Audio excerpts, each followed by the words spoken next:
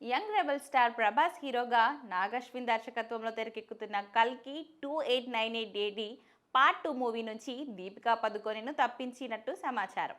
2024లో విడుదలైన ఈ సినిమా అంతర్జాతీయ స్థాయిలో గుర్తింపు తెచ్చుకొని ఎన్నో అవార్డులను సొంతం చేసుకుంది.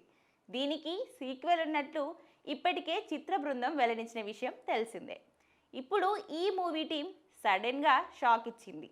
దీని సీక్వెల్లో దీపికా పదుకొనె నటించడం లేదని స్పష్టం చేసింది. ఈ విషయాన్ని తెలుపుతూ నిర్మాణ సంస్థ పోస్ట్ పెట్టింది. కల్కి సీక్వెల్లో దీపిక భాగం కాదని అధికారికంగా తెలియజేస్తున్నామని, తొలి భాగం కోసం ఆమెతో సుదీర్ఘ ప్రయాణం చేసినప్పటికీ రెండో పార్ట్ భాగస్వామి కాలేకపోయింది. గొప్ప టీంతో కల్కి సీక్వెల్ మీ ముందుకు వస్తుందని, భవిష్యత్తులో దీపిక నుంచి మంచి సినిమాలలో అలరించాలని కోరుకుంటున్నామని వైజయంతి మూవీస్ పోస్ట్ పెట్టింది. ఇక నిర్మాణ సంస్థ ప్రకటనతో అభిమానులు షాక్ అవుతున్నారు. గత కొన్ని రోజులుగా దీపిక పేరు నిత్యం సోషల్ మీడియాలో వైరల్గా మారుతున్న విషయం తెలిసిందే. ఇటీవల ఆమె ఓ భారీ ప్రాజెక్ట్ నుంచి వైదొలిగినట్లు కూడా వార్తలొచ్చాయి.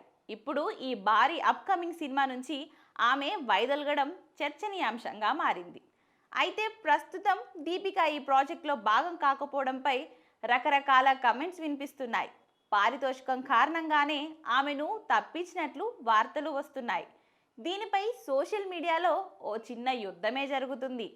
దీపికాను సపోర్ట్ చేస్తూ ఆమె అభిమానులు వరుస పోస్టులు పెడుతుండగా, ప్రభాస్ అభిమానులు వారిని విమర్శిస్తూ తిప్పికొడుతున్నారు. ఇక ఈ మొత్తం వ్యవహారంపై దీపిక స్పందన కోసం అందరూ ఎదురు చూస్తున్నారు. మరోవైపు ఇప్పుడు కల్కి 2898 ఏడి సీక్వెల్లో ఆమె స్థానాన్ని ఎవరు భర్తీ చేస్తారనేది కూడా ఆసక్తికరంగా మారింది. కల్కిలో దీపిక సుమతిగా నటించింది. రెండో భాగంలోనూ ఆమె పాత్రకు మంచి ప్రాధాన్యం ఉంది.